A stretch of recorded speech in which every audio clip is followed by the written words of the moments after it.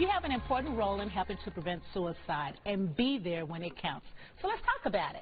Welcome from Lakeside Behavioral Health System, the Director of Business Development, Angie Quandrani, and the Business Development Representative, Mackenzie Ison. Welcome, ladies, to Bluff City Life. Welcome. So let's talk about that. When you say be there, let's talk about that. What does that look like? Be there, be present for anyone that might need help for either mental health, substance abuse, or in this situation, suicide prevention. Are there any signs? I know oftentimes when that happens, we always say, did I miss something? Did I see something? And then react to it. What's something we can kind of look for and kind of grab and see what's going on? So if someone is showing symptoms or signs of suicide, first of all, their hygiene is the #1 thing to look for. Are they showering? Are they eating? Yes. Yeah. Are they gaining or losing weight? Do they post things on social media that are concerning or alarming? Statements such as, I don't want to be here anymore, I'm a burden to others around me, I want to way out, I want to fall asleep and don't want to wake up again. Those are things that we do see a lot of times when we're getting those referral calls for patients in the community that are looking for treatment. And so being able to, as a family member, to present those items to someone in a clinical staff to say, hey, something's wrong with my mother, my father, and my husband, I need to get them help. These are the signs that they're presenting. So what if we can't get them to come in? Because, you know, usually that's the case, too. Oh, I'm fine, I just had a bad day. I'm all right. You're like, no, come on. But they don't want to come. How do you do that then? How do you navigate that?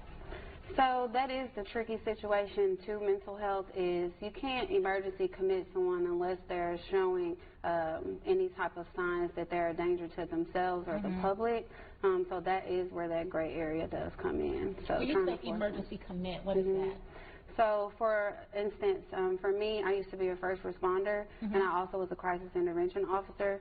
So when we would be dispatched to scenes of someone who was in a mental health crisis, if as the officer deemed them to be a threat to themselves or others, we would emergency commit them and transport them to the local mental psych facility for help. Okay, so there has to be a person of authority, like a family member per se can't do that. Right, unless they have power of attorney, which is a different story.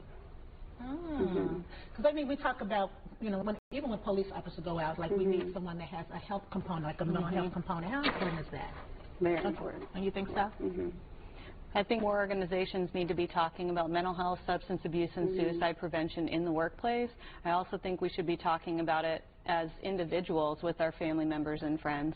And like Mackenzie was sharing, anything that affects your social, emotional, or occupational functioning, everything from personal appearance to withdrawing from normal daily activities to signs and symptoms of physical appearance, awareness of your individual family members and friends, you should be starting to have those conversations and having a safe place to start talking about what's going on with people. You know, I love that you said they're having a safe space, because oftentimes we don't feel like we have a safe space to lay our burdens down without being judged. And I think that's probably the biggest piece. Is someone going to judge me? You know, so you talk about suicide, but it's almost as if, too, I feel like, do you, like, how would you, I guess for me, it's trying to understand the do's and don'ts of suicide. Kind of walk us through that and try to help people with that. One of the things that I've learned in my time in mental and behavioral health is don't dare, don't judge, and don't be sworn to secrecy. Don't dare, don't judge, and don't be sworn to secrecy. If someone confides in you that they might want to self-harm or that there are any sort of suicidal tendencies, or they might have a history of talking about self-harm or suicidal tendencies.